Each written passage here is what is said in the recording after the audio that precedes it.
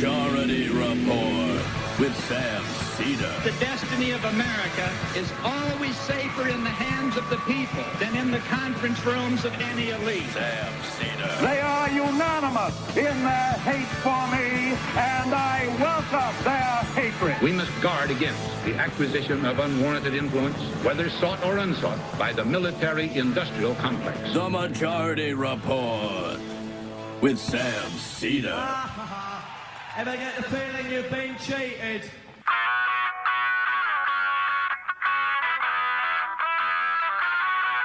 It is Monday, February 19th, 2024. My name is Emma Vigeland, in for Sam Seder, and this is the 5-time award-winning Majority Report. We are broadcasting live steps from the industrially ravaged Gowanus Canal in the heartland of America, downtown Brooklyn, USA. On the program today, Dr. Abdul Alkalimat, Professor Emeritus of African American Studies at University of Illinois Urbana-Champaign, author of The Future of Black Studies. Also on the program today, the official death toll in Gaza tops 29,000.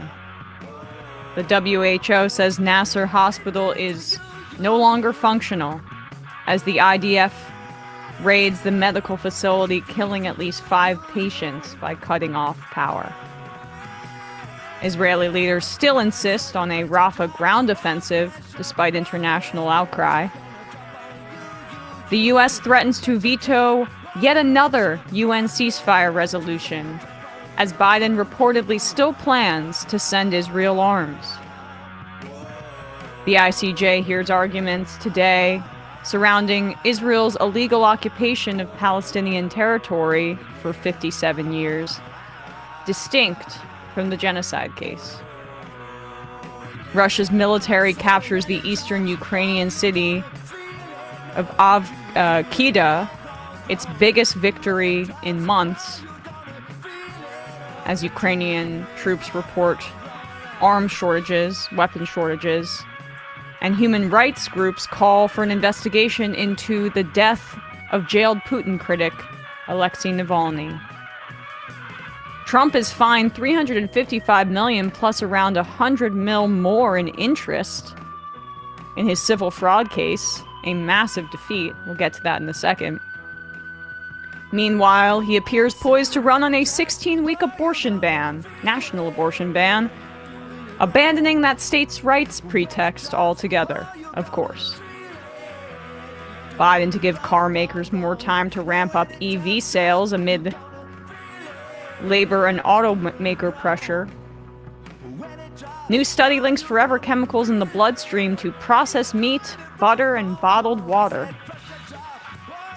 Wisconsin Any of that stuff important? Yeah, it's and fast food.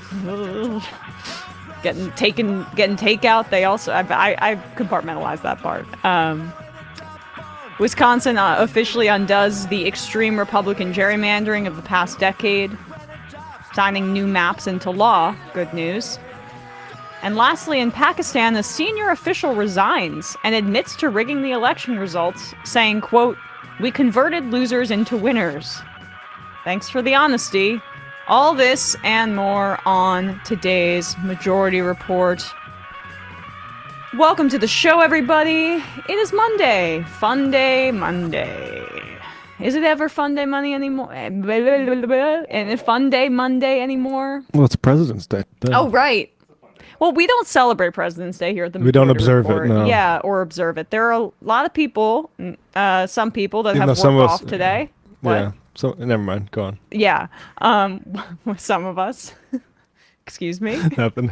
Okay. Misfire. But that is not us. I mean, I think that I was gonna do a bit that I like the presidents, but I didn't want to get us off. you do. I mean, look, we can acknowledge some of the good ones today, like Lincoln, like FDR. But I do agree with Nathan Robinson that the baseline is like they're all war criminals, and even the ones that are really good, which FDR and Lincoln, like I would hope to be as good of a president if I was put in their position. Also, should be tried for certain crimes. So that they that's kind of, I think, like what the office necessitates. So to bring it back full circle, we don't really necessarily need to worship power. No. And so that is why we are on air today, for sure. And we will be bringing you our regular programming. As a reminder, though, Sam is out for this week. He's on vacation and he will be back next week. So you've just got us. But we've got a great show. He takes a week off for President's Day. Yeah, just to observe. Samuel Lincoln Cedar. Oh, right. Samuel Lincoln Cedar, folks. So I guess this broke on Friday afternoon after the show that Trump has been ordered by Judge Arthur Engoron. This was in the New York State case, his civil fraud trial, to pay $355 million back because that is what is reportedly owed based on Trump, according to this civil ruling, overinflating his assets in order to get certain deals and underinflating them in order to cheat out the government on taxes at his properties. And this was a significant fine. It's likely to actually climb to around $450 million because the interest also has to be included. And the other massive blow to Trump and his family is that the judge basically said that him and his sons are stripped temporarily from either running the business or applying for financing as head of the Trump organization in New York. So it's a 2-year ban on both Don Jr. and Eric Trump, and they each have to pay $4 million as well. And Eric Trump has been kind of running the company, so it's going to be an issue. I also think that a fun more time for them. podcasting. Yeah, yes. I guess that's Don Jr. I mean, he's got unlimited time seemingly, but like the judge also ordered essentially a court monitor to be with the business throughout this process, so a babysitter essentially, and that's quite fun. So you're good at business when that's happening. Yeah, I mean, this is like what Trump was most worried about. He really feels like if he wins the presidency, the criminal stuff, he's going to be able to get out of it. But when you have to pay with interest around $450 million, and yeah, like he's rich, he can take out bonds and secure them and all that, but that's still a hefty sum. And he's been very nervous about this, rightfully so. This is how Fox News reacted on Friday afternoon to this news. Former White House press secretary Ari Fleischer went on Fox News with Martha McCallum to talk about this judgment, this massive financial penalty that Trump must pay. And he just kind of makes Trump's case here. And before you listen to this, just grapple with how cynical you'd have to be about the role of a criminal justice system or like the rule of law in this society to come to the conclusion that Ari Fleischer comes to. The attorney. Yeah, that last line about New York no longer being open for business, it surely does occur to me that if you're the Trump organization, if you're Eric and if you're Donald Jr., what are you going to do? Well, I don't know the laws, but I suspect you just move your company to Florida or you move it somewhere else and you continue to do everything they do. You just say goodbye to New York, which fits a pattern that many successful people have been doing and leaving New York because New York is just too political, too blue, and too punitive. So you're seeing that in the business community and among upper income New Yorkers already who just want to get out of here. So this is nothing new, by the way. Companies moving their headquarters to places where they will have a more advantageous tax situation. This is just the way of doing things. And the idea, though, that this is in some way like a hamper on economic prosperity, it flies in the face of every substantive part of the judgment, which is that Donald Trump lied. He lied to banks. He lied to the government. And it was all to save money for himself. That is not the entrepreneurship, the capitalist enterprise that is driving people out of New York. And let's be real here. Wall Street, it's like, a stone's throw away from where we're broadcasting this. the financial headquarters, capital of this country and of the world, is in New York. So this is all kind of like fantastical notions, also appealing to the retirees watching Fox News from their facilities in Florida. But let's continue to hear Ari out here. So you're seeing that in the business community and among upper income New Yorkers already. You just want to get out of here, not to mention the problem that crime is causing. I want to mention one other thing, Martha. These are the statewide cases. These are New York cases, Georgia, Fulton County case, beyond the reach of a president of the United States to either pardon or drop a prosecution. It does strike me that for the federal cases you were talking about, the immunity case, the classified document case, that is going to be our nation's first crowdsourced jury. Think about it. If Donald Trump wins re-election, he will be able to tell the Department of Justice, his Attorney General will, to drop all those charges. How will that decision get made? If the American people elect Donald Trump, that's what will happen on the federal level. If they elect Joe Biden, of course, those charges will continue. It's fascinating to me that jury will be the American people in the election. It's a crowdsourced jury of every voter. And that's because they made this their big issue, is trying to judicially to get Donald Trump. Very interesting take, Ari. Thank you. If you could all stand by for just a moment. Very interesting take. I mean, you want to maybe ruminate on the take that, like, that maybe shows that all this to be a complete farce Sham? a little bit then? Yeah, maybe think about that, Ari. Think about the fact that Donald Trump is going to come into office and do away with this investigation into his conduct. There are, as he rightly pointed out, there are two cases that are outside of his purview, and this is one of them. The federal documents case and the federal election interference case are the ones that he could feasibly, if coming into office, halt if he has a sufficiently compliant attorney general. And honestly, he's not going to make that same mistake twice, thrice, 4 times. He's going to get a total lackey in there if he actually does win. So I think that that's true. But that really says nothing about the fact that he will have to pay this penalty. And the Georgia case is kind of fraying a bit because of Fani Willis's recklessness, in my opinion. However, this is, I mean, the judgment is not, legal experts say it's fairly sound, and he's not going to be able also, Trump is absolutely a criminal. Yes. Read anything about this guy's history. He's a criminal. The only thing is like, we don't usually charge people when they get this high in power. And now we have the American elite have a decision to make. So I saw Dave Weigel kind of hint at this point on Twitter. Can you imagine if in 2016, at the time when Fox was talking about Hillary Clinton and her private server, and if there were active charges levied against her, which there were not, right? I mean, James Comey came out and said this was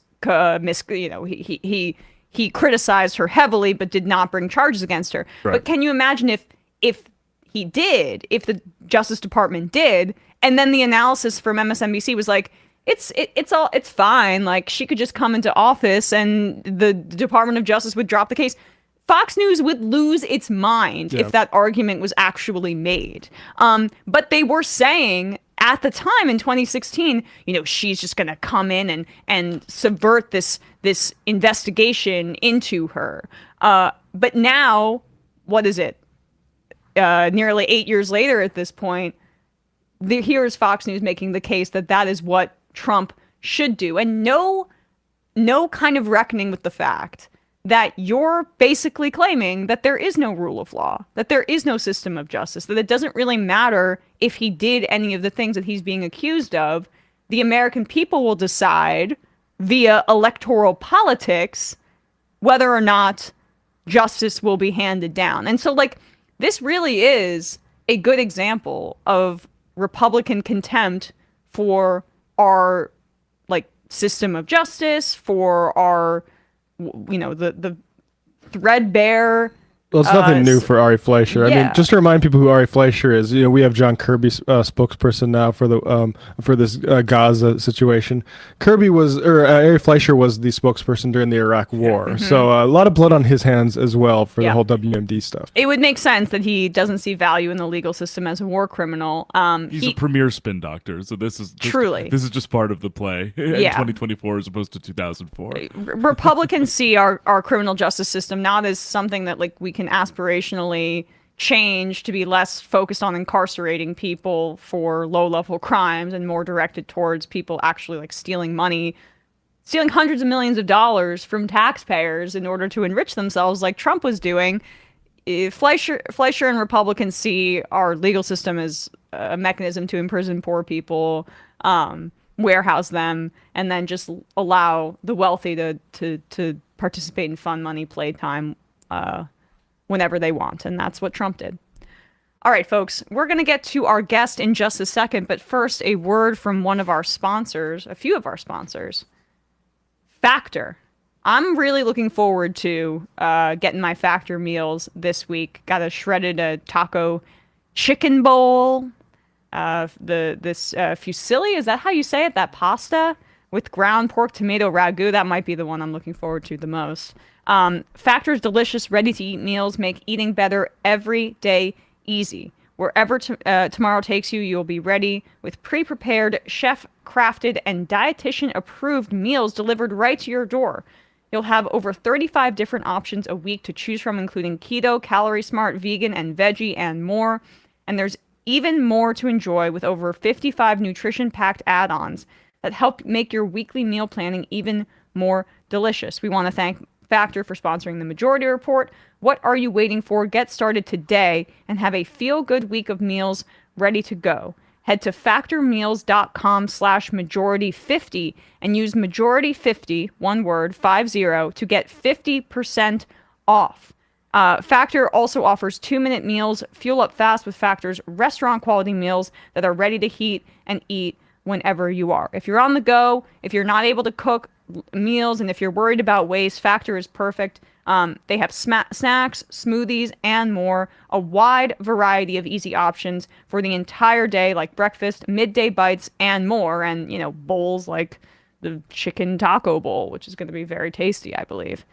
Head to factormeals.com/majority50 and use code majority50 to get 50% off.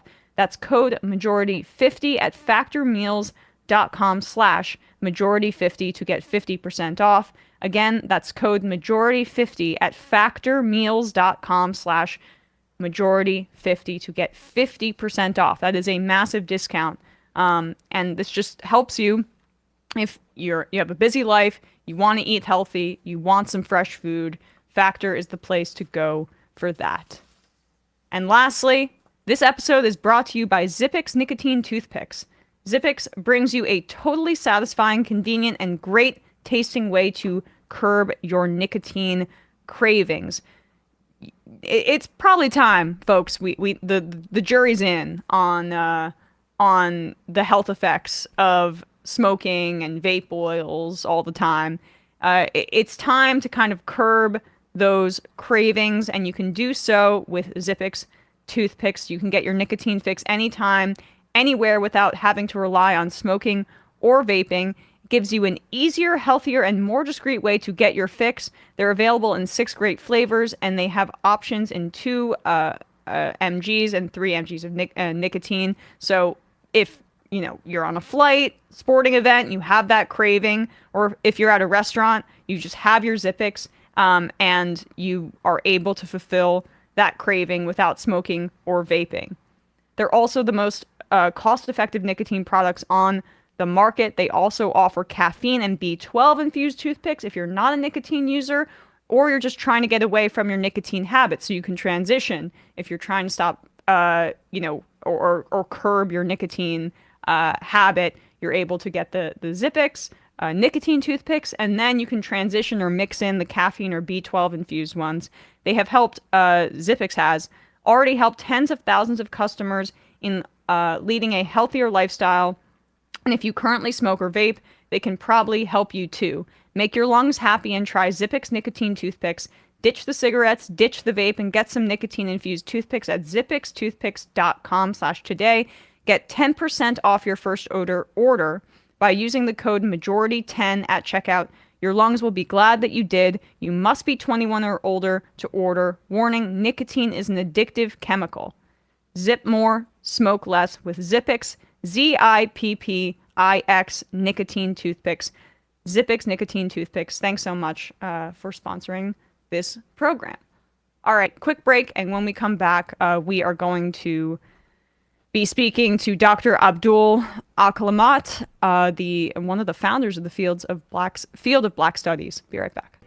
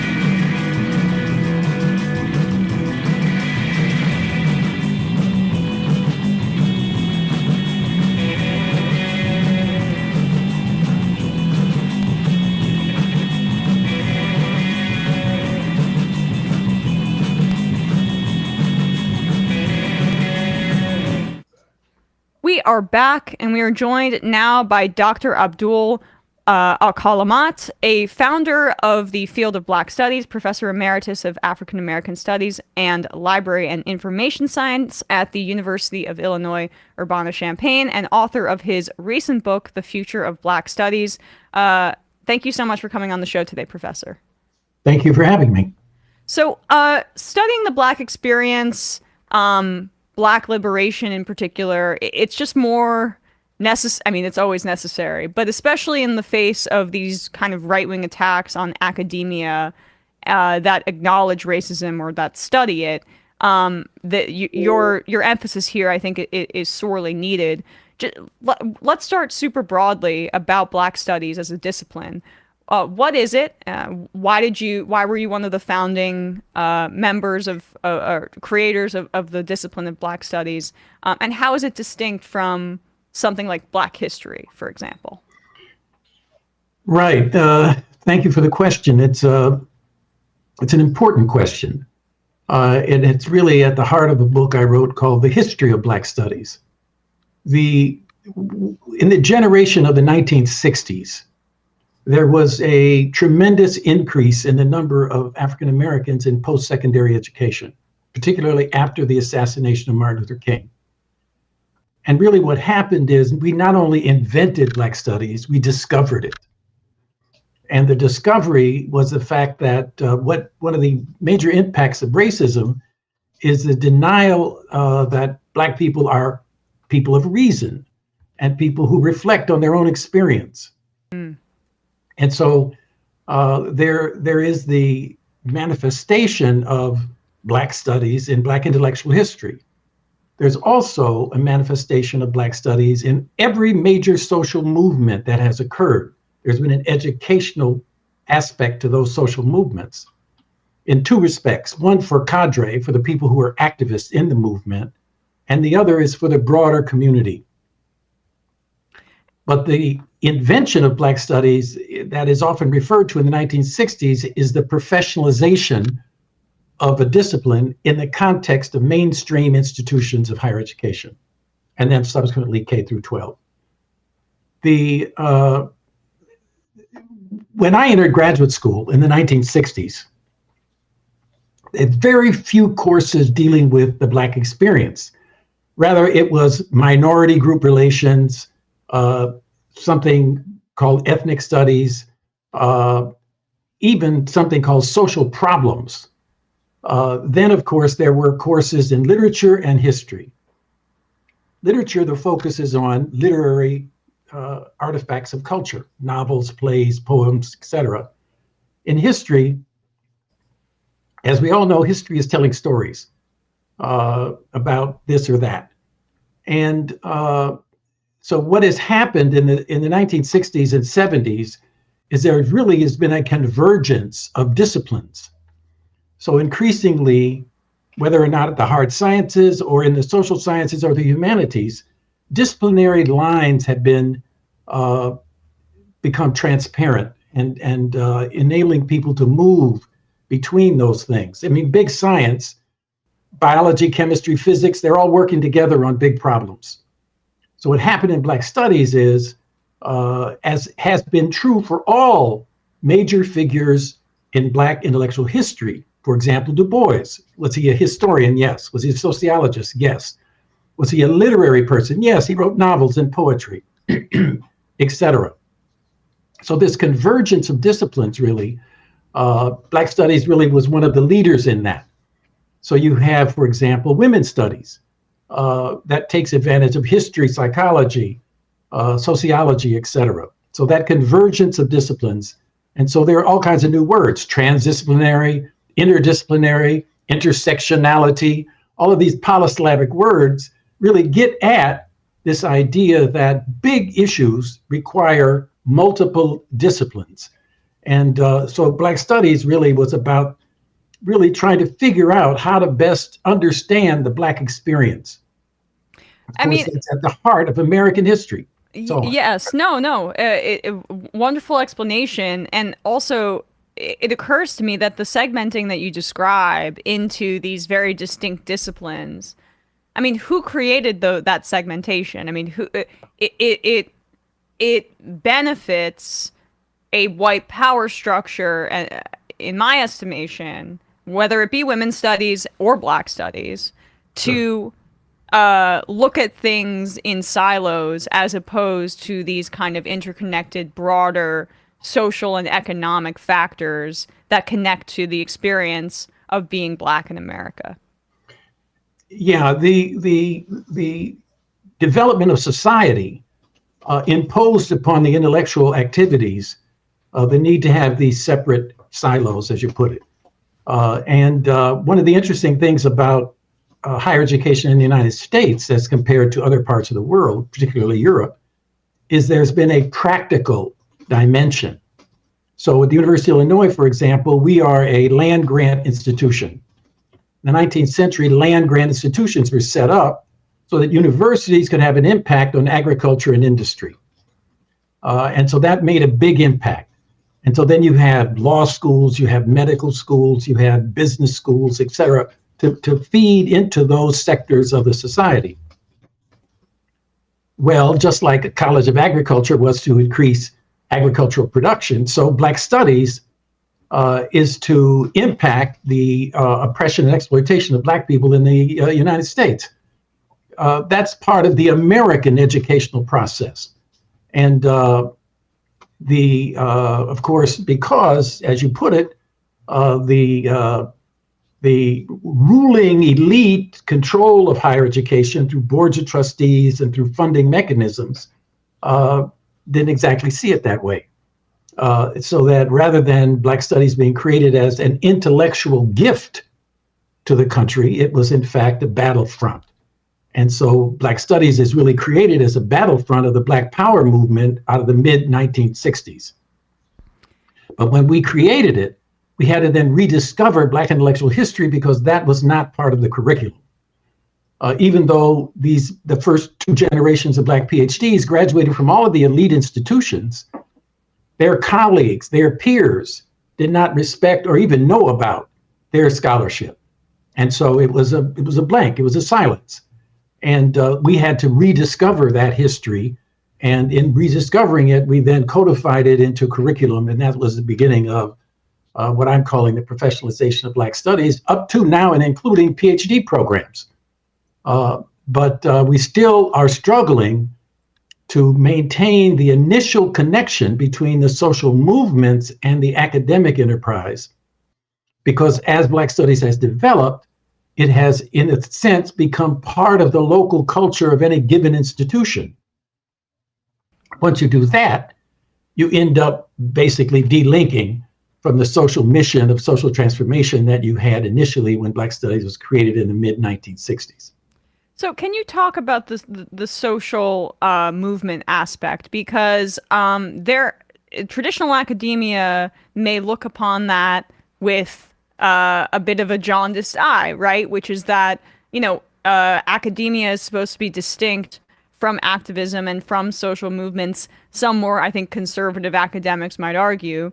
But, you come, as my understanding, from a family tradition of Black activism and academia, and perhaps that gave you a perspective that those lines, I don't want to put words in your mouth, but they did not need to be drawn in such a way. Can you speak to that and how I guess that's central to Black studies as well? Well, yes. The way I have thought about it, there are basically 6 major social movements that have developed for the social transformation of the African American experience. There's a freedom movement, often renamed the Civil Rights Movement. There's a Black Power movement. There's the Black Arts movement. They're the what we called in the 70s the New Communist Movement, the rediscovery of Marxism and the development of labor organizations. The Women's Movement, or as the feminist movement, or as Alice Walker called it, the womanist movement, and then lastly, the student movement. Now, each one of these movements actually had educational programs, bookstores, journals, publications. As it turns out, there were conceptual frameworks developed. So, for example, the Civil Rights Movement had a tendency to think about Black people as individuals, whereas the New Communist Movement developed this whole concept of nationality, or the historic way to put it would be the national question, and therefore looking at the South. And what's really interesting today regarding Palestine, we have this new concept coming out of the UN language of collective punishment. Mm-hmm. Well, that's been true in the entire history of Black people in the United States, collective punishment. And so these movements help to link it to the whole question of the motion of the society. And really, it raises new questions about democracy. It raises new questions about the quality of life. We know this expression, life, liberty, and the pursuit of happiness. This is a core concept in the political founding thinking of this country. And so Black Studies really engages those things regarding the actual experience of African Americans. Life, liberty, and the pursuit of happiness. And so in my particular case, I come from a family that really 2 wings of the family. On the one hand,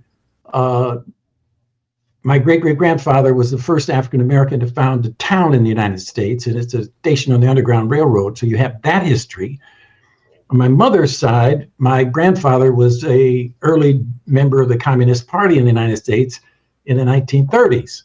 So this convergence of Black liberation and the question of workers fighting against capitalism, these things are really at the heart of the debate regarding Black liberation and change. And so the discussion in Black Studies is not only about the diagnosis of Black oppression and class exploitation, it's also about what are the social movements or the prognosis of how to transform the society. And this has been constant. So Du Bois, Carter G. Woodson, all of these people who are like seminal figures in Black Studies have been engaged in theory and practice. Study of the problem, what can we do about the problem? And what's really interesting is that these academics that you referred to that look down upon advocacy are part of the overall advocacy that funds their research, that values what they do in the think tanks that they're connected to.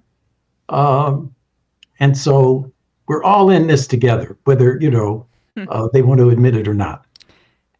I think it's an overall broad problem about humanities, right? In terms of the funding of disciplines that serve capital versus ones that challenge notions of power. I mean, you mentioned Palestine there, and in reading your work, of course, it's on the forefront of my mind every day, but it was very much on the forefront of my mind when you speak about how Black studies, it's about Black people being protagonists in their own story. Palestinians are unable to be protagonists, and they're also in the ways that you describe, the attitudes toward them are the false ideas that you talk about, the 3 Ds: deficit, difference, and dependency. Like the idea that Black people in America, or Palestinians in this instance, they're not able to reason or think, right. Or they don't have the ability for self-determination. We're going to impose what we think is best upon them because they are too savage to participate in democracy. This is a total aside, but I guess to bring it back to your work in exploring racism in that way, can you speak about those 3 ideas: deficit, difference, and dependency that undergird racism, and how that is so fundamental to like much of the non-Black studies analysis of our history as it relates to Black people? Yeah, I think that one of the ways that it's really obvious is that if you follow television or, the public spaces, what are the topics or the ways in which Black voices are allowed in? And so you don't often find this in the realm of STEM, for example, or you don't find this in the realm of things that do not immediately connect to the Black experience or to athletics or entertainment. And so this whole idea of deficit is that, Black people are just not up to the standard. The question of difference, what's really interesting here is that there are not only white racist versions of this, there are also Black versions of it. Because part of trying to defend oneself is often people revalue. So, for example, people could say, well, okay, we're not as reasonable, but we're more emotional. Mm-hmm. We have more creative instincts. But that's accepting the reality that somehow there's this biological difference. So even the word race, it comes down to the word race. You can go to a geography department and nobody would say that the idea that the world is flat should be given some credence. Mm-hmm. On the other hand, this idea of race without any material basis is still in the vocabulary of people in institutions of higher education. So racial differences. So much so that the United States actually legitimated a drug only for Black people. Badil, having to do with heart issues. This is like living in South Africa of the 1950s or 60s. So this question of dependence then comes in when you say, well, we need to help them. That's what they need, is a little help. Now, if you go back to Black history during slavery, the Underground Railroad is often discussed in terms of the allies that had money and secret rooms in their houses, etc. And they did this wonderful thing helping these nameless people escape, often called fugitives or runaways. All this language from the standpoint of the slave owners, privileging the allies. So today, the reversal of that in Black studies is these were freedom seekers, these were the protagonists, these were the heroes of the Underground Railroad. And so reconstructing the American history on the basis of people fighting to liberate themselves, this is the way in which Black studies is attempting to reinterpret history so that we reestablish respect for the oppressed. as opposed to white saviorism or Exactly. just, I mean, which is imbued in so much of our cultural understanding and indelibly linked to American exceptionalism. How do you feel that Black Studies challenges American exceptionalist myths? And do you feel that that is one of the largest obstacles that you bump up against? Because it's difficult, I think, for even progressive academics to view liberatory movements within the United States with like the appropriate, I guess, discernment or, you know, analysis that they would apply maybe to other liberatory movements in other countries because of how deeply embedded American exceptionalism is. Well, one of the important contributions of Black Studies is that it has a global perspective. So that it's not only the question of Africa, it's the question of the African diaspora. And so the comparative analysis suddenly strips away this glorified image of the United States, or as you put it, American exceptionalism, so that words like colonialism or settler colonialism, to talk about the origin of this country, that enables us to understand the indigenous First Nation people here versus the importation of African slaves and the dynamics that occurred there. But also the way in which America dealt with Liberia, the way England dealt with Sierra Leone. In other words, suddenly now we're part of a global discussion and not just a isolated discussion. This is also part of language. So Negro, that word Negro was unique. That was the American experience that isolated African Americans from a global discourse. So in the 1960s, the first move was to say, no, Black. And Black then became the reversal of what it had been. Black was negative, we appropriated it and made it positive. So there was a battle there over language. But then we moved beyond that to African American, and now Africana studies is a rising way to talk about Black studies, which includes Africa and the African diaspora.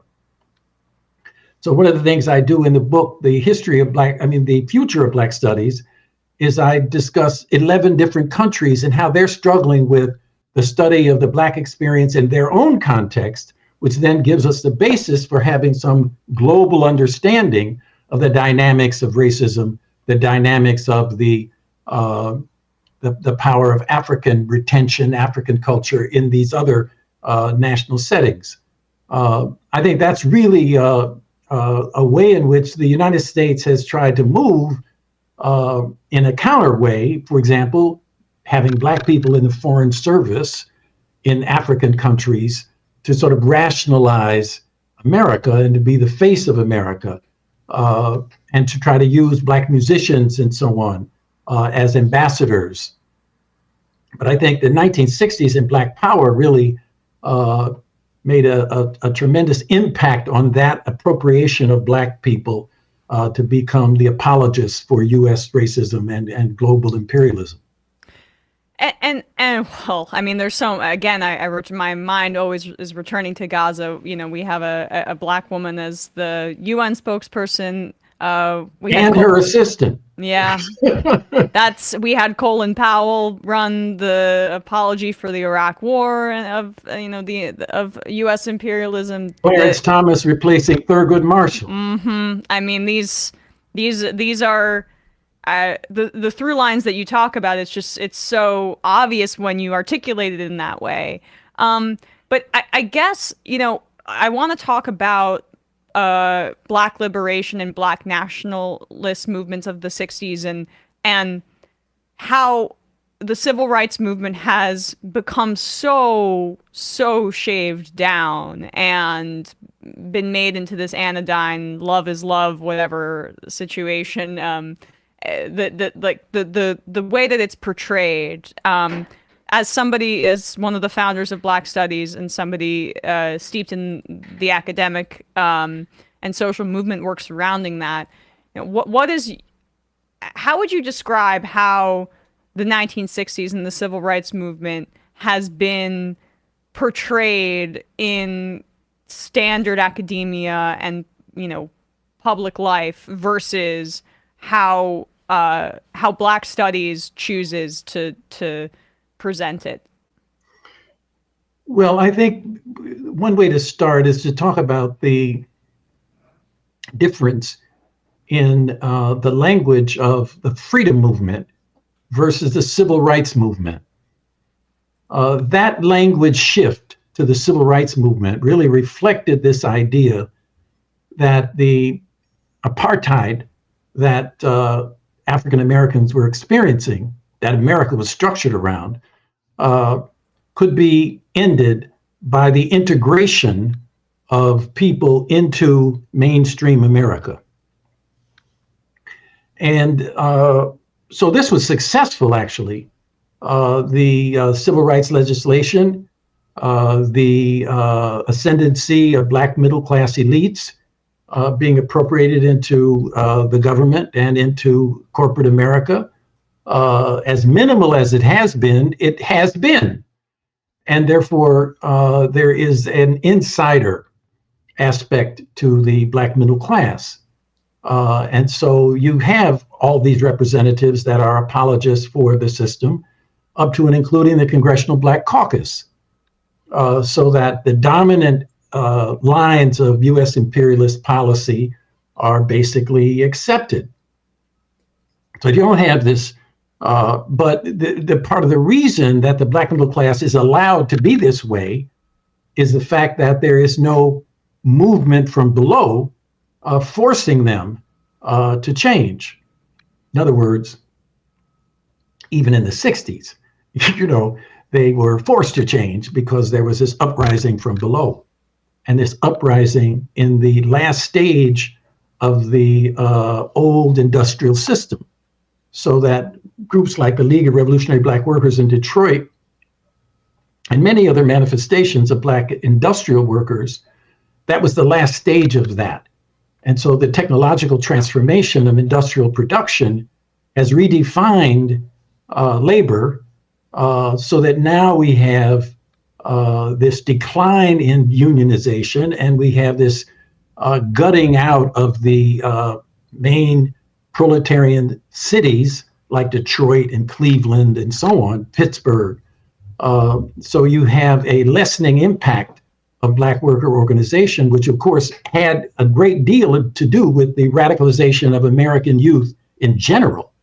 So that all the left organizations that came out of SDS, that came out of really the CP, really were impacted by the League and uprisings in the 1960s, the way Black Power, was important. So today we have this reorganization of the economy, and we have another stage in the development of proletarian struggle. There's a little bit of uptick in the in strikes and in motion by the working class, but not nearly what is necessary to create a pole, the left pole in the society that would force a major section of the middle class to become more radicalized. I think that the fascist development of Trumpism and DeSantis and Abbott and Haley and all of them is and the issue of Palestine is really causing a new moment. And the question, of course, is how is that moment going to consolidate in relationship to confronting the ruling class?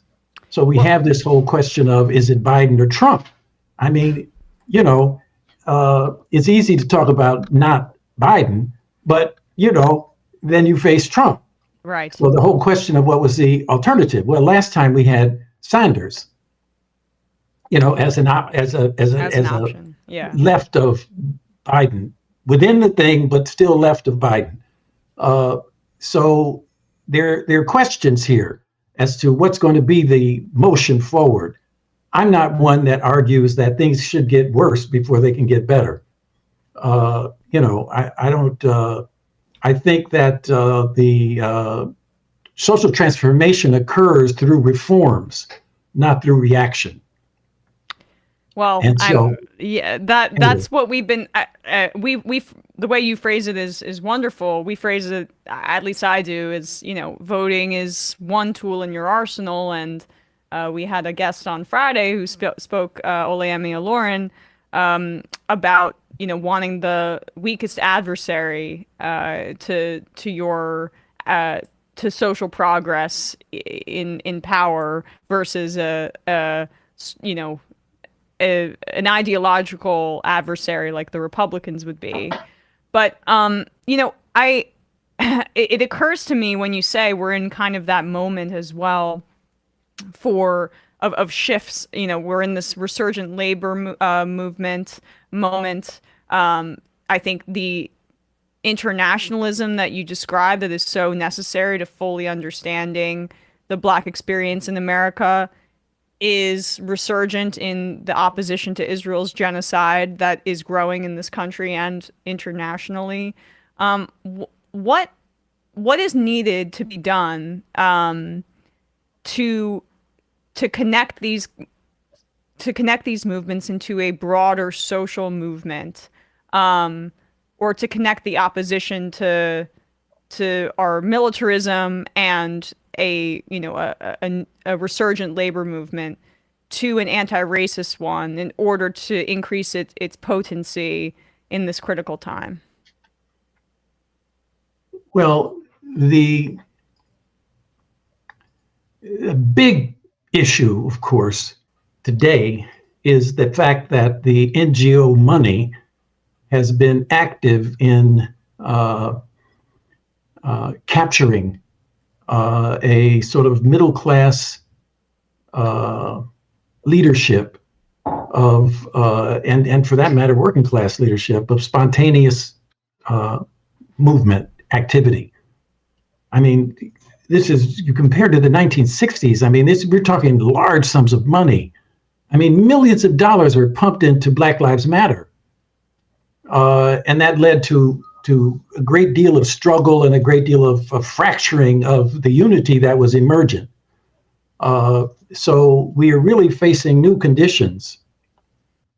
And we're also facing the generational crisis of the people from the last great upsurge of the 1960s are now in their senior years.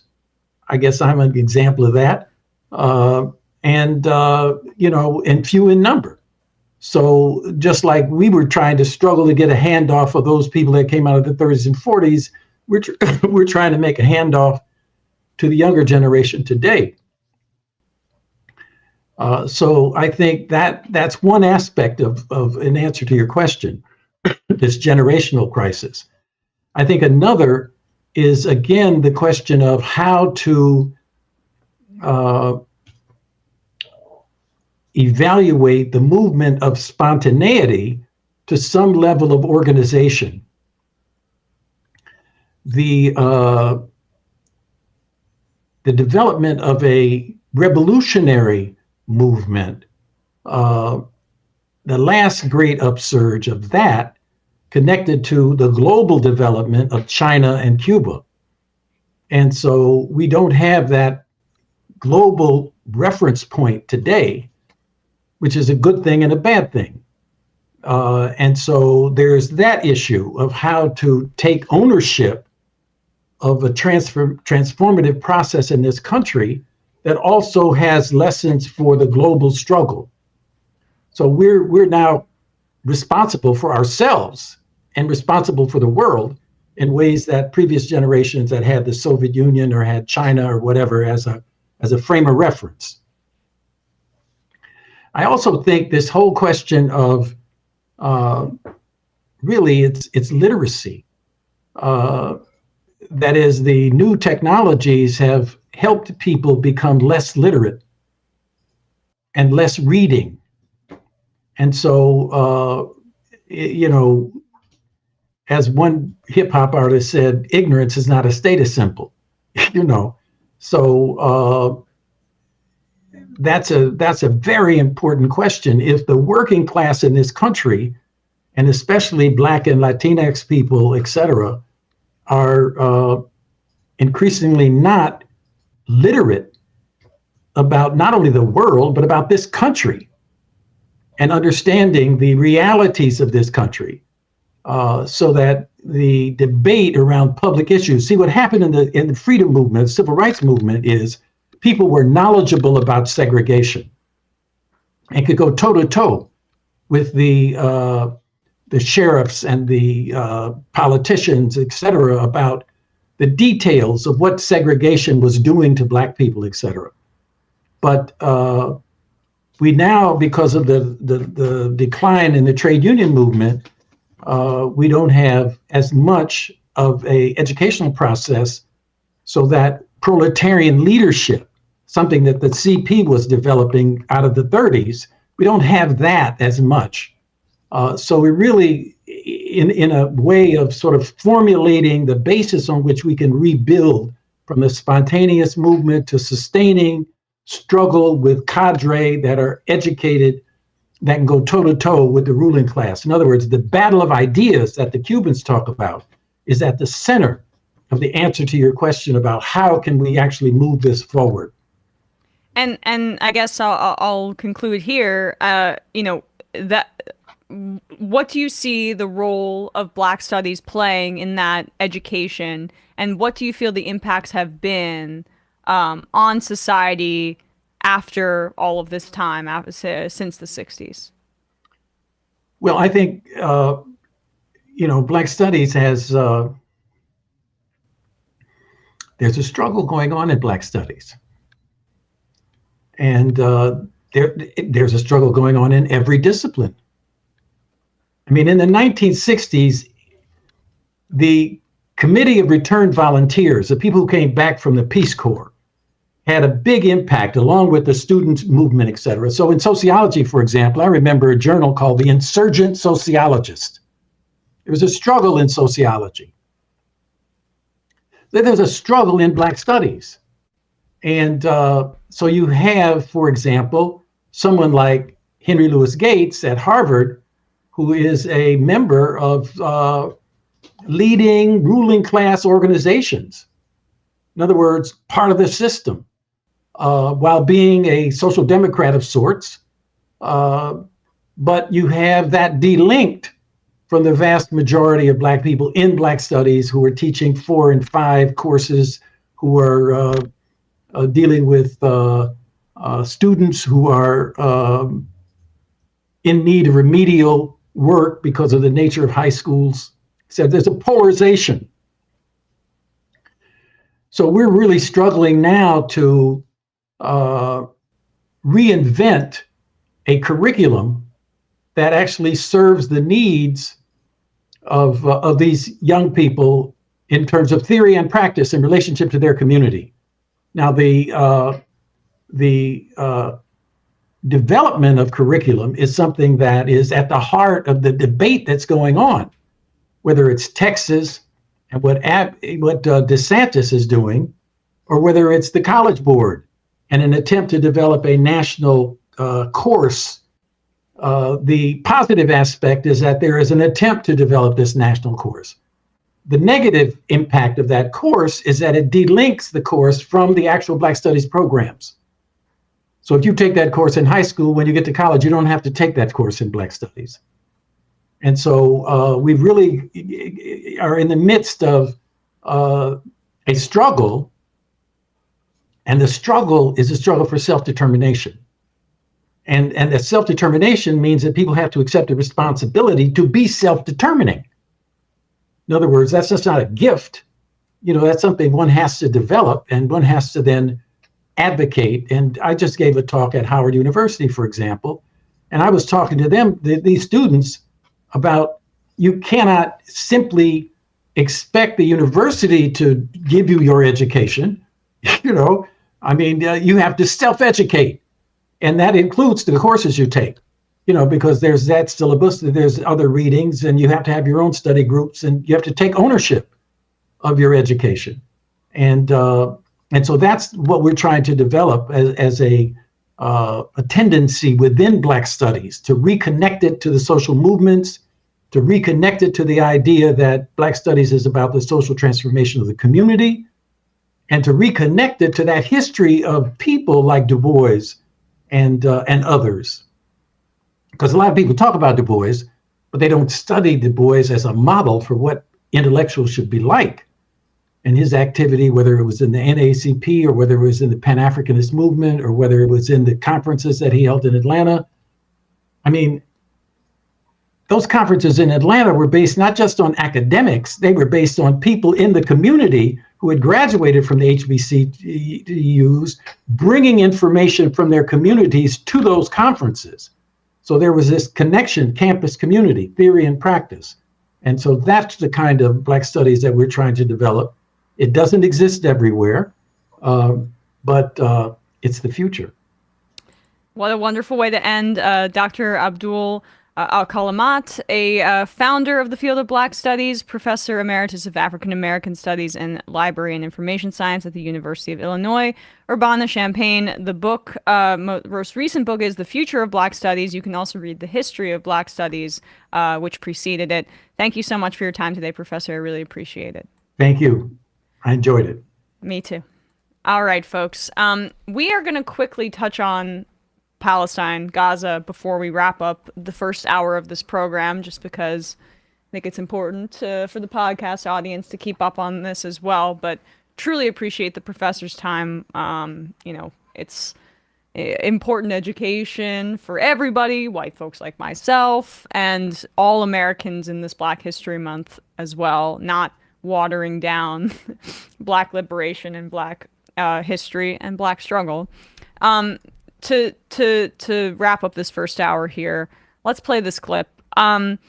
So the official death toll in Gaza, as I mentioned, is 29,000. It is much more than that. That is who they can count. Mostly women and children. Over 80% of Gaza's population has been driven from their homes.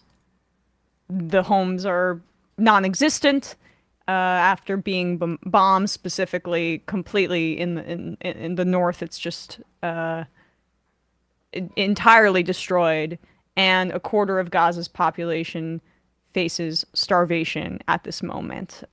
Israel has sieged the Nasser Hospital in Khan Yunis in the south, the largest functioning medical facility left in Gaza, and reports of torture of Palestinian civilians continue to trickle out. This is what Lula da Silva, the president of Brazil, said over the weekend. And he likens Netanyahu to Hitler here. This has obviously drawn outrage from pro-Israel folks, but anybody who wants to be mad about that, you're raising your hand, and you're just directing the attention onto yourself. Like the idea that Zionists could be in any position to show any kind of outrage about anything at this moment after all these months, please keep loudly yelling at us so we can start yelling at you.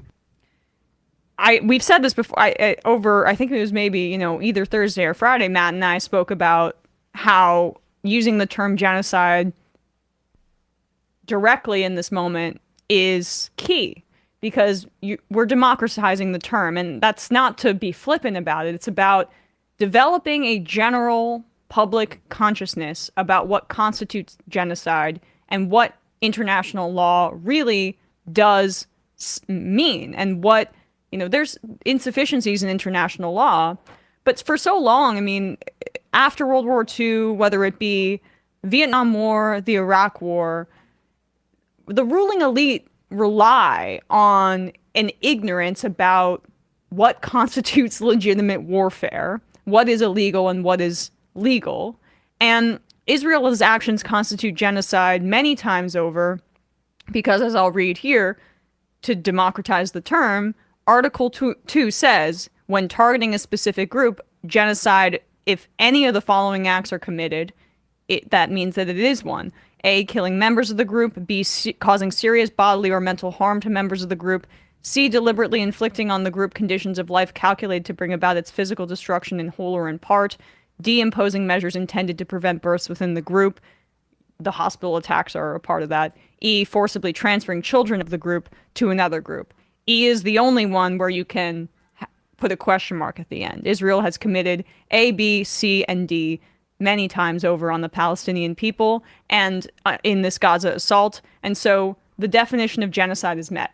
Now that we've gotten to that point, it is not controversial for someone like Lula da Silva to say what he says, because genocide is already happening, and it just is about the scope that we're going to reach. And I just want to dwell a little bit on, you say democratize, like to drill into that a little bit more. What we're doing really is redeeming it from what it's become, which is a buzzword that the West uses when it wants to license itself intervening militarily. Yes, and paper over the genocides that we have funded or supported. Exactly. Also, that the implicitly also redeem us from that. Which right, exactly. So it needs to be a word that actually means what it's taken to be said, not just when we want it to basically get our tanks and aircraft carriers moving. Exactly, and so that is why say it in polite conversation. It is not controversial. Israel is committing genocide. Now we take another step forward in the conversation about Zionism. And this is what Lula said, and I will read for the podcast audience the translation.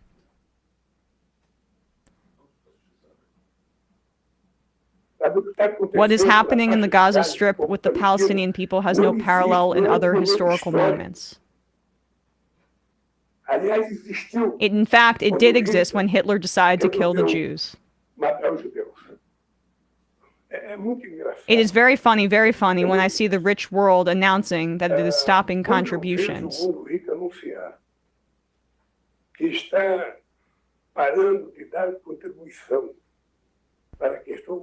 For humanitarian relief for Palestinians. I am left wondering how big the political conscience of these people is, and how big is the heart of solidarity of those people who are not seeing that in the Gaza Strip there is no war going on, it's a genocide. It's not a war between soldiers and soldiers, it's a war between a highly trained army and women and children. Those are irrefutable points. If you want to say that it's unfair because of the death toll to compare Netanyahu to Hitler, I would say that, by God, have we failed the victims of the Holocaust if we allow genocides to get to the point where they become a Holocaust, where we are on the verge of the extermination of an entire group of people, where millions and millions and millions are exterminated in the way that 6 million Jews were exterminated in the Holocaust. By God, have we completely abandoned our promise to establish a rules-based international order if we allow that to happen. Now, by the numbers of Palestinians, there just are not as many. So 1.9 have been displaced. 1.9 million. And just to give people, I'm on the U.S. Holocaust Memorial Museum website, and if you think it's unfair, this is just some paragraphs that were written about the German Nazi propaganda at the time. Before and after the fact, the Germans used deceptive euphemisms to explain and justify deportations of Jews from their homes to ghettos or transit camps, and from the ghettos and camps to the gas chambers at Auschwitz and other killing centers. German officials stamped evacuated, a word with neutral connotations, on the passports of Jews deported from the Germany and Austria to the model ghetto at Theresienstadt. I'm sorry if I'm butchering that. I've never heard that said out loud. Near Prague, or to ghettos in the east. German bureaucrats characterized deportations from the ghettos as, quote, resettlements, though such resettlement usually ended in death. And then other parts of this piece here on the Holocaust Memorial website. Before the German attack on Poland in September 1st, 1939, the Nazi regime launched an aggressive media campaign to build public support for a war that few Germans desired. To present the invasion as morally justifiable defensive action, the German press played up Polish atrocities, referring to real or alleged discrimination and physical violence directed against ethnic Germans living in Poland. The press deplored Polish warmongering and chauvinism and attacked the British for encouraging war by promising to defend Poland in the event of German invasion. Just basically, like, these are just fascist tactics when you're trying to justify a genocide. Creating a pretext. They're all terrorists. We'll play that clip from the Israeli president at one point in the fun half. Fun-ish, whatever. But creating a pretext for support for the war, dehumanizing the people that you're going to invade, and then lying just completely about your intentions with a particular population. So, you know, the atrocities of the Holocaust are, I mean, never again say that with your entire chest. But when we're talking about the intentions or like the ideology behind a leader, yeah, Netanyahu's ideology is quite similar to that of the Nazis. Yeah, and actually anti-Zionist Jews have been saying and making the comparison between Zionists and fascists and Sephardi's, and it disrespects them to act like that hasn't been a through line of anti-Zionism throughout the time. So I'm not going to be here to do that. Like, but I also want to say, like, the only one thing I will quibble about with Lula is actually, like, even prior to the Holocaust, like, these massacres, this is a product of settler colonial societies. They do have precedents. What's going on in Gaza, in my opinion, you look up the Mystic Massacre, where it's always very easy to slip into I think it's historical guilt. But the English settlers, in a time of conflict with the Pequots, went to the village that didn't have any of the warriors but the women and children and set it on fire and burned hundreds of them. And that was about a few decades after we'd been here as the West. So, like, this is what settler colonial societies will do unless we completely repair, unless we at least do. I mean, even like, you know, South Africa's gone a long way towards repairing this sort of damage by leading this sort of charge. Obviously, like, that society has a lot to do with regards to equality, particularly on economic lines and land lines. But yeah, like, you know, these sorts of things, they actually, the never again sort of stuff, I understand where that comes from, but I also think we need to understand that this stuff is a natural product. It's not some sort of supernatural thing that is visited on humanity. Abstracting the Holocaust from history, abstracting it from general, like, expansionist and imperial aims of the West. I mean, people describe fascism as colonialism or imperialism turned inward. And so we can't just look at when it has been turned inward. We have to look at what the West has and colonial powers have inflicted upon the world. And I'm sure, there probably are cases in Brazil's history that aren't great either. True. And it's just, you know, but as we stand right now, like, that stuff is, you know, 1600s. This is 2024, and we're looking at it in 4K. And and you know what's crazy? You look at the Mathers, the sort of psycho fundamentalists of Massachusetts, talking about Amalek. Literally citing smiting of the Amaleks. Who's saying that? The Mathers, back in like 1700s, 1600s. Okay, really? Yes, they literally cited. In the fun half, I'll get the citation. Yes. But literally, as they were carrying out their genocidal campaign, literally citing the same parts of the Old Testament. So, you know, I appreciate the, you know, maybe the rhetorical device of saying this has never happened. This is the urgency of it. But we actually, like, yes, we need to understand that these things are a product of the structure of society that that we've inherited. Let's put it that way. All right, folks. With that, we will wrap up the first hour of this program and head into the fun half. The number is 646-257-3920. We will take your calls and read your IMs. Matt, what's happening on Left Reckoning? Left Reckoning. Griscom and I did Candace Owens message to her Jewish and Muslim friends, I think was the title. It was mainly to her Jewish friends, and she's got a new thing, which is about how the people who were accusing her of anti-Semitism are really bad, and they are Marxists. Of course. So... So that's where we're at with that now. So we'll check that David Griscom and I break down her adjudication of the Ben Shapiro, Tucker Carlson kayfabe going on right now. We will get into that for sure, I think, in the fun half. On ESPN today, Bradley and I, our first season without the NFL, we're going to go get, first episode in a while without the NFL. We're going to talk a bit about Caitlin Clark breaking that record, the outdoor NHL games, that being a relative success. The 3 that she hit that. Yes, to break it on from space. Because was it? And I just watched the highlights. Was it because she wanted to get it over with and focus on the rest of the game? I have no idea. I would just watch the highlights as well. But like just the historic pace that she's on. I mean, she's going to go first overall to Indiana, it appears. So she's an incredible shooter. And then we'll talk about the relative success of the NHL outdoor games versus some kind of tweaks that need to be made in the NBA All-Star Game. And then Bradley and I are going to do a little bit of a draft, fun times, best 21st century athletes, most dominant, youtube.com/ESPN show. All right, guys, again, the number is 646-257-3920. Before we go to the fun half, if you can, please become a member, join themajorityreport.com.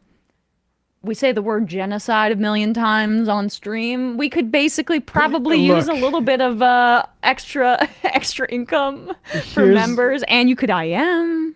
Here's the thing, folks, is you probably notice maybe increasingly desperate decisions by some of your favorite content creators. Mm-hmm. It's because the advertising revenue has bottomed out. Our views are actually continue to slowly grow upward. We've had steady growth at Majority Report for a long time. I think it speaks to how we do things here. But the amount that we get for like them showing you, hey, Ben Shapiro's got a new sort of child's movie you should check out. We're not getting as much money from that anymore. So yes, and also just generally speaking, it's better to be supporting us directly, and you can because we have a special system that's not even taking out money for a middleman like Patreon. Exactly. And you can do that at jointhemajorityreport.com. So if you value our work, it would be very, very kind of you. Thank you so much. All right. See you in the fun half. You are in for it. All right, folks. 646-257-3920. See you in the fun half. Oh, no. Are you ready?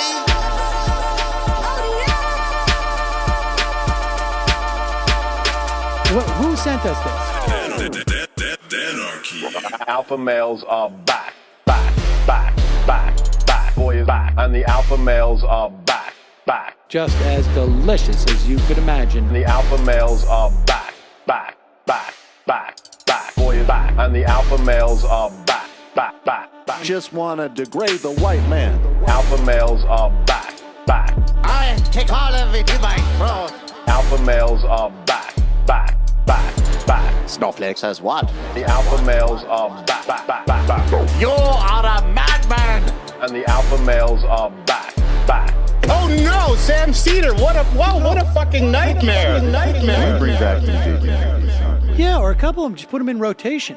DJ Danner. Well, the problem with those is they're like 45 seconds long, so I don't know if they're enough of a break. That's fucking nonsense. See white people doing drugs, they look worse than normal white people, and all white people look disgusting. And the alpha males, psych, fuck them. Snowflake says what? What?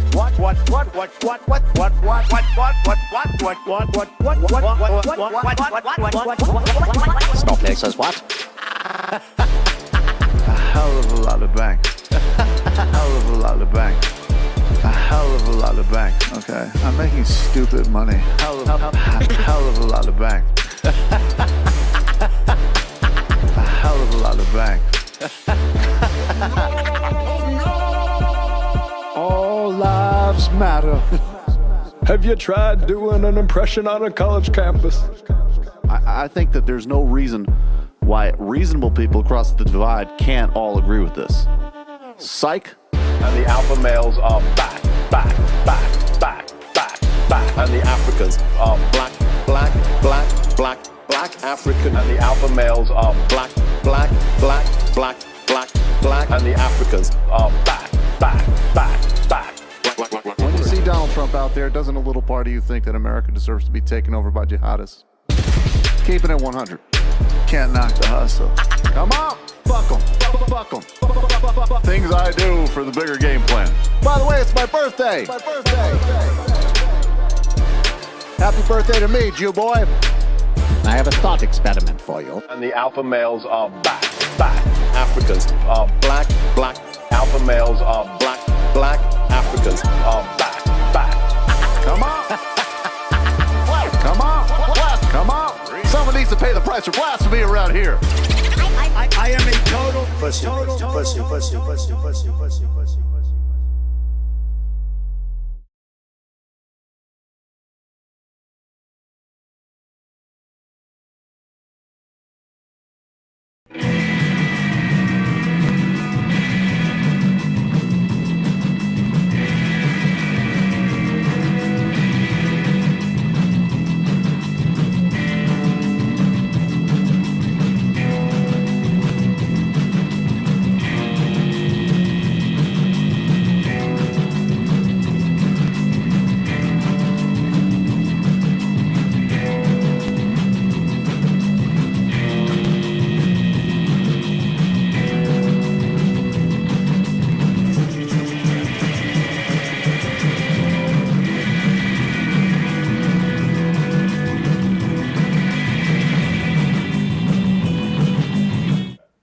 We are back, folks, turning off the voicemail so people can call in.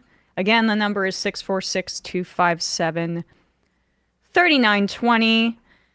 Demian says, what happened to Gorka? I'm kind of missing that fascist freak show. I know, that's weird. I'm not exactly sure where he's at right now. Chris James had been pranking him semi-recently. I mean, I think he's still got his little, like... See, I sometimes respect a lot of these guys that we stop hearing about because... I think they stopped appealing to any wider audience and are content to just milk the cows they have. Mm-hmm. Which is more respectful than constantly shape-shifting, basically. Right, exactly. Like, oh, I'm becoming more of a fascist now, or actually now I'm a centrist. Like, no, it's boring. Adam from Indiana says, hey crew, you rule. Matt, what is your favorite MR drop from RM Brown? Is Emma's wipe your ass with them or Sam's toilet? God, he really picks some Well, now he's got winners. 2 more takes of those. Really? Because you just said wipe your ass damn with it. them All right, so I really just fed into that, huh? I really want him to get both from the Earth Breeze ad of big jugs. Oh, big jugs? Yeah, I mean, I'm carrying around big jugs. There you go. It's got to be Crystal Flute. A Crystal Flute is just the best. People, I'm sometimes curious how like new people approach RM Brown's content because like there's jokes that I don't think RM knows where they come from at this point. Like he forgot the context that they originally came on in, but it's still funny. That's a joke that my high school friend or my college friends when it's so many layers deep we call it we're cracked out. It's crack. That joke is crack. Yeah. I'm democratizing the word crack.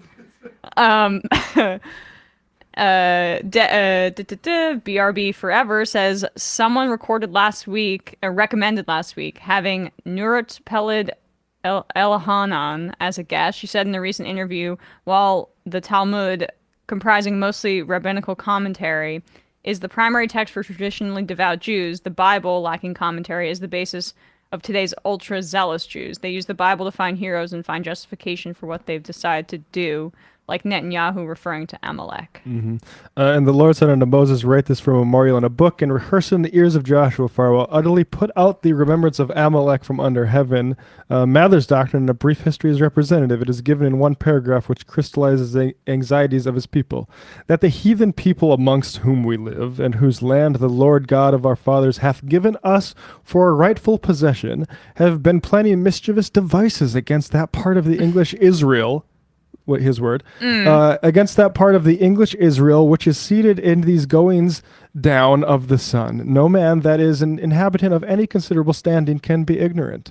So there's Mather doing some Zionist propaganda just for the American Zion project. What is old is new again. Ramona says, I'm late to the game, but yesterday I finally got my recent COVID booster. I've been putting it off because of weirdness with my old insurance, feeling like absolute garbage. Can I get an Emma shofar as a moral support for going through the next 12 hours or so? I'm so sorry to hear that, but good job getting your COVID booster.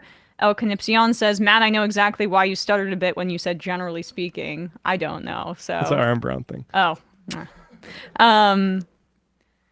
Matthew from Atlanta DSA says, all from over the country, workers are organizing on the shop floor to build strong militant and democratic unions. From the Teamsters to the UAW, the impact of union reform movements is loud and clear. Labor union reform caucuses have helped elect